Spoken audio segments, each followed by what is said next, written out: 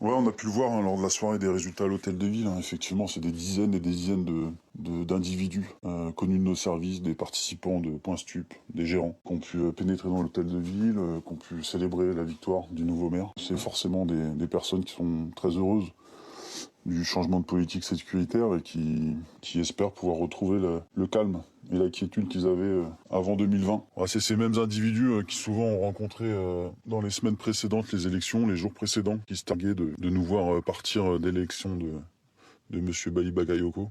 Ils avaient forcément très très hâte que ça arrive et c'est arrivé. Voilà, ce policier municipal qui nous dit qu'il a vu des dealers à la mairie le soir de la victoire du nouveau maire LFiste, Bali Bagayoko. Et ces dealers qui, selon lui, donc, se réjouissaient d'avance de voir la victoire de ce nouveau maire pour justement que la police municipale soit désarmée, ou du moins vraiment dans le fond transformée. Mais ce policier ajoute aussi que les conséquences de cette élection et du discours qui va avec se font d'ailleurs déjà ressentir de façon extrêmement concrète sur le terrain. Je vous propose d'écouter la suite de son témoignage. Ça s'est vu très rapidement, quelques jours, même pas quelques heures après l'élection. Et là, forcément, notre activité a immédiatement changé.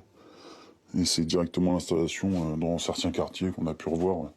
Des choses qui avaient disparu depuis plusieurs années. On a pu revoir des choufs se réinstaller, mettre des chaises en pleine rue. Des choses qui avaient complètement disparu depuis très longtemps. On a pu revoir aussi également les principaux points de vente sauvette autour de la gare centre-ville ou d'autres points au centre-ville. Et là où ça se multiplie à une grande vitesse. Ils se cachent plus du tout, forcément. Édifiant, édifiant. Le nouveau maire de Saint-Denis a d'ores et déjà fait savoir qu'il allait retirer les LBD à sa police municipale, puis dans un second temps retirer les armes létales. Est-ce que d'autres directives ont déjà été passées par le nouveau maire à ses policiers municipaux ? Alors oui, même si selon mes informations, la nouvelle feuille de route va être donnée vendredi, normalement, aux policiers municipaux. Demain. Exactement, vendredi demain. Mais les policiers, le policier municipal que nous avons pu interroger évoque plusieurs changements, des changements extrêmement concrets dans la direction qui est donnée par le nouveau maire. Écoutez-le.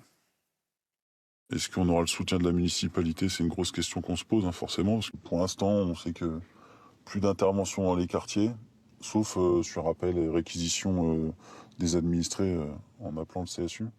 C'est aussi plus de récupération de marchandises, pourtant récupérées par centaines de kilos, aussi bien sur les ventes sauvettes de cigarettes que sur les ventes sauvettes en provenance caddie brochette, etc., qu'on pouvait retrouver sur la gare.